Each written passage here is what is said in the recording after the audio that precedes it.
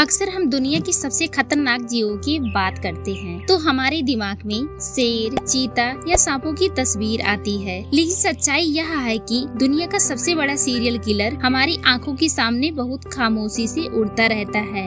इसे हम Mars mosquito यानी एनोफ्लीज के नाम से जानते हैं। यह दिखने में जितना मामूली है, इसके आंकड़े उतने ही डरावने होते हैं। WHO के मुताबिक हर साल करीब 25 करोड़ लोग इस मच्छर की वजह से मलेरिया का शिकार होते हैं और करीब 6 लाख से ज्यादा लोग अपनी जान गंवा देते हैं। सबसे दुखद बात यह है कि मरने वालों में 75% से ज्यादा संख्या 5 साल से कम उम्र के मासूम बच्चों की होती है। दुनिया भर में होने वाली इन मौतों का 95% हिस्सा अकेले अफ्रीकी देशों से आता है। आखिर एक छोटा सा मच्छर इतना ताकतवर कैसे हो सकता है? आइए इसके अस्तित्व से लेकर इससे बचने के तरीकों तक की पूरी कहानी समझते हैं। इस मच्छर को पहचानने का सही तरीका बहुत दिलचस्प है। अगर आप गौर से देखें तो जब यह किसी सतह पर बैठता है तो आम मच्छरों की तरह सीधा नहीं बैठता। एनोफ्लीज अपना पिछला हिस्सा ऊपर की ओर उठाकर शरीर को करीब 45 डिग्री के कोण पर झुका लेता है, जिसे देखकर ऐसा लगता है मानो यह सिर के बल खड़ा होने की कोशिश कर रहा हो। इसके पंखों पर गहरे और हल्के रंग के छोटे छोटे दाने या स्केल्स होते हैं जो इसे एक चित्तीदार लुक देते हैं। इसके अलावा इसके सूंड के पास मैक्सिलरी पल्पस इतने लंबे होते हैं कि ये लगभग सूंड की लंबाई के बराबर दिखाई देते हैं। गाइज, यह पहचान इसलिए जरूरी है ताकि आप इसे समझ सके कि आपके आसपास गुनगुना रहा मच्छर कितना जानलेवा हो सकता है।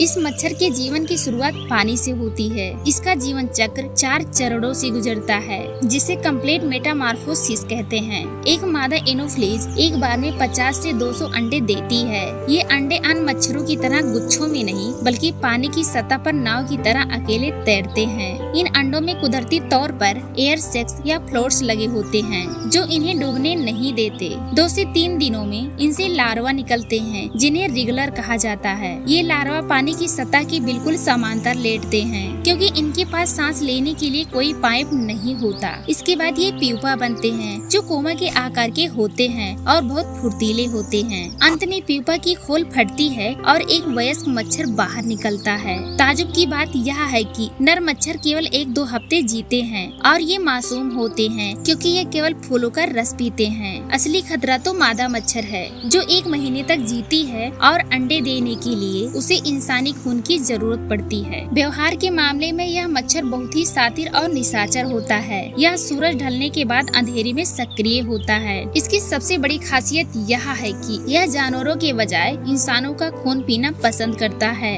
यह इतना शांति से उड़ती है कि आपको भनक भी नहीं लगती और यह शरीर के निचले हिस्सों जैसे टखनों या पैरों पर काटता है और इसे गंदे नाले नहीं बल्कि साफ और रुका हुआ पानी पसंद है, जैसे बारिश का पानी या कूलर में जमा पानी। मादा मच्छर खून पीने के बाद किसी अंधेरी और ठंडी जगह पर छिप जाती है ताकि वह शांति से अंडे विकसित कर सके। तो दोस्तों, अब सवाल यह है कि यह बीमारी फैलता कैसे है? दरअसल यह मच्छर खुद मलेरिया पैदा नहीं करता बल्कि एक कैरियर यानी वाहक का काम करता है। जब यह किसी मलेरिया संक्रमित व्यक्ति को काटता है तो प्लाज्मोडियम नाम का परजीवी इसके शरीर में चला जाता है। फिर जब यही मच्छर किसी स्वस्थ व्यक्ति को काटता है तो अपनी लार के जरिए वह परजीवी उस इंसान के खून में मिला देता है। यह परजीवी सीधे हमारे लीवर पर हमला करता है और वह अपनी फौज बढ़ाता है, जिससे हमें तेज बुखार, कपकपी और खून की कमी होने लगती है। मलेरिया के साथ साथ यह हाथी पांव जैसी गंभीर बीमारियों को भी जन्म देता है। सबसे जरूरी बात यह है कि हम इस नन्हे दुश्मन से खुद को कैसे बचाएं। इसका सबसे बड़ा हथियार रुका हुआ पानी है जिसे हमें खत्म करना होगा, जैसे कूलर, पुराने टायर, गमले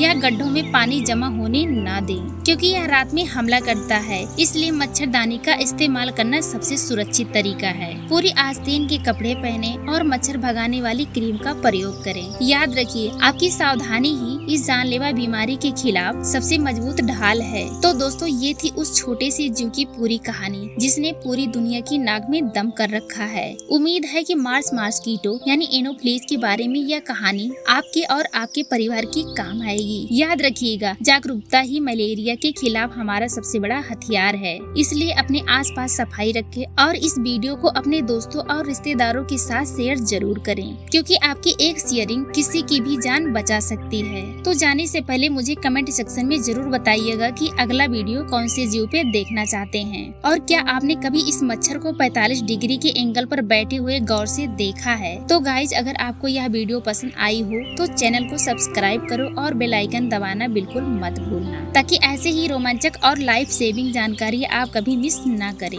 तो अपना और अपनों का ख्याल रखें। मिलते हैं फिर किसी और ऐसे ही दिलचस्प अनोखी कहानियों के साथ अगले वीडियो में। तब तक के लिए सुरक्षित रहें और देखते रहें आर्म नेक्सस के साथ। हर हर महादेव।